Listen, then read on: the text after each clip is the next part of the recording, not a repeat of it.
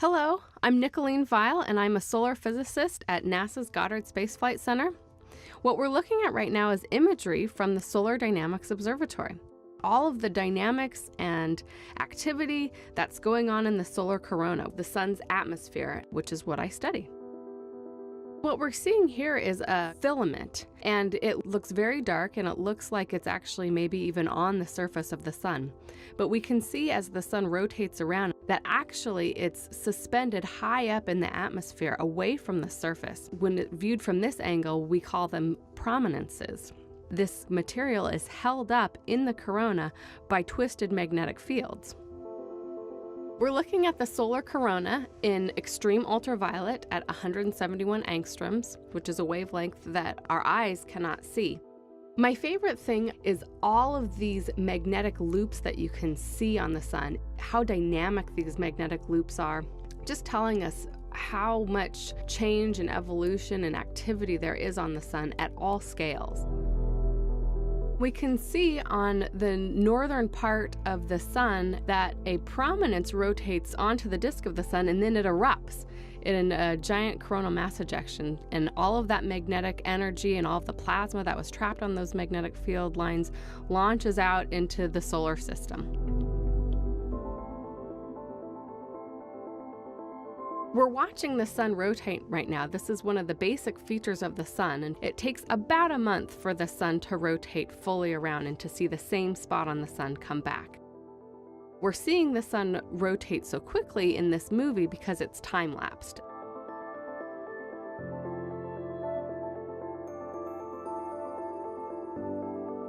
When the sun jumps around, that's actually the Solar Dynamics Observatory moving around and pointing in different directions. Sometimes they have to point away from the sun so that they can calibrate their sensors, the cameras.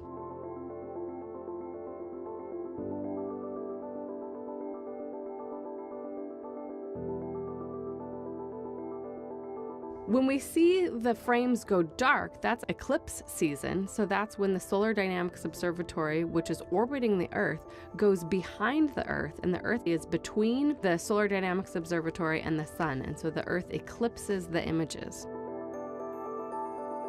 These really bright spots, called active regions, have concentrated magnetic field and concentrated heating because of this extra magnetic field and the extra energy due to it. There are more active regions during solar maximum and fewer active regions during solar minimum, and often these active regions can lead to solar eruptions such as solar flares and coronal mass ejections. I study the coronal heating problem. That is, why is the solar corona so much hotter than the solar surface below it? And we know that it has to do with the magnetic field, which is constantly dynamic and evolving and ejecting energy into the solar corona. And you can really get a sense of that when you watch these Solar Dynamic Observatory movies.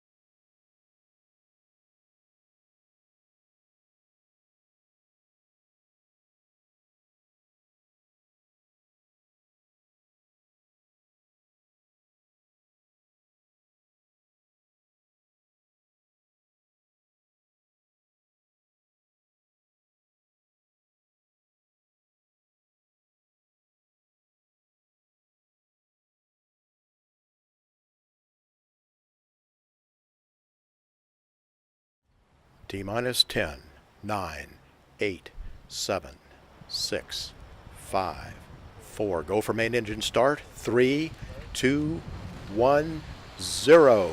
And ignition and liftoff of the Atlas V with the Solar Dynamics Observatory, learning why our star is changing our lives.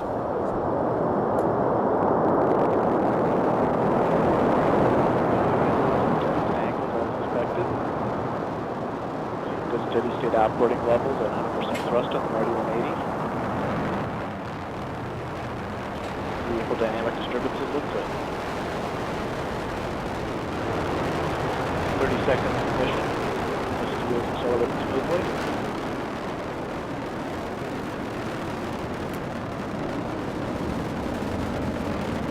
40 seconds. Everything looking good. Engine operating pressures are normal. Coming up on going into closed loop control on Atlas PU.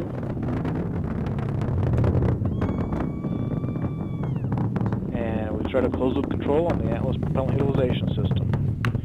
Engine operating pressures continue to look good.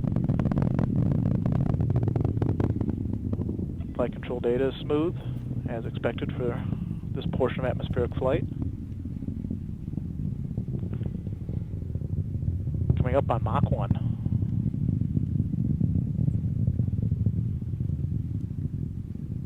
And the vehicle is now supersonic, approaching max dynamic pressure.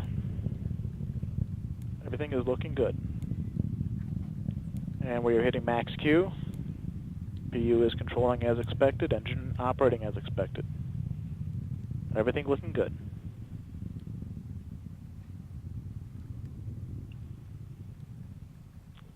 And the vehicle continues right down the center of the range track.